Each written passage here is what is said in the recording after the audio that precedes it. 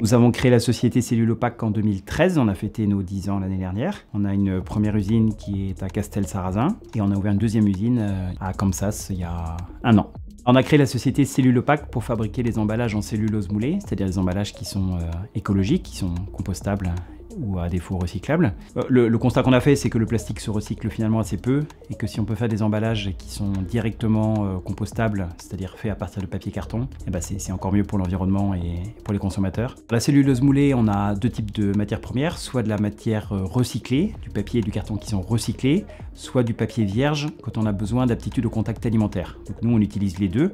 À Castel-Sarrazin, on est plutôt spécialisé dans le recyclé, alors qu'ici à Campsas, on est uniquement dans le vierge. Le principe, c'est qu'on prend ce papier et ce carton, donc qui est à l'état solide, qu'on mélange avec de l'eau pour obtenir une pâte à papier très liquide.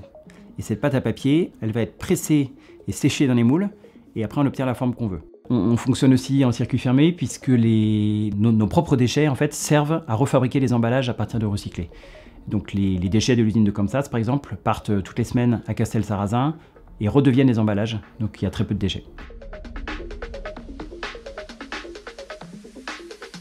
À notre échelle, nous, on fabrique à peu près 750 tonnes de produits par an.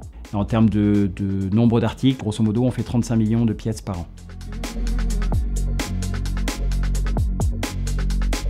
Notre secteur d'activité est en pleine évolution pour des raisons assez simples à comprendre, c'est que les consommateurs sont de plus en plus regardants sur la qualité de leurs emballages et sur la recyclabilité de leurs emballages. Donc le marché est très demandeur et nous, on doit accroître nos capacités de production d'une part et puis aussi les moderniser pour gagner en productivité, pour être aussi niveau en termes de qualité. Cette modernisation, c'est beaucoup d'investissements. Alors bien sûr, l'investissement le plus évident, c'est cette nouvelle usine à Campsas qui nous permet d'avoir la capacité de production disponible et donc d'aller chercher des nouveaux marchés. Et même sur l'usine de Castel-Sarrazin, qu'on a donc démarré il y a 11 ans, on continue à la moderniser en installant des robots, par exemple, pour transformer le travail de nos opérateurs, pour qu'ils aient moins de tâches fastidieuses à faire et moins de risques de ce qu'on appelle les TMS, les troubles musculo-squelettiques, et donc rendre leur boulot de plus en plus intéressant, plutôt du contrôle qualité, du réglage de machines. La BPOC, c'est notre partenaire historique puisque ça a été notre première banque quand on a démarré en 2013, donc qui a déjà largement financé l'usine de Castel-Sarrazin, qui est aujourd'hui presque entièrement payée. Et pour cette seconde vague importante d'investissement qu'on a fait à Campsas avec cette nouvelle usine, la BPOC a été également un partenaire clé puisqu'elle nous a aidé à financer à la fois le bâtiment et l'exploitation au travers de machines, de production, de robots, etc. Donc c'est un partenaire clé sur lequel on n'aurait pas pu en être là où nous sommes arrivés aujourd'hui.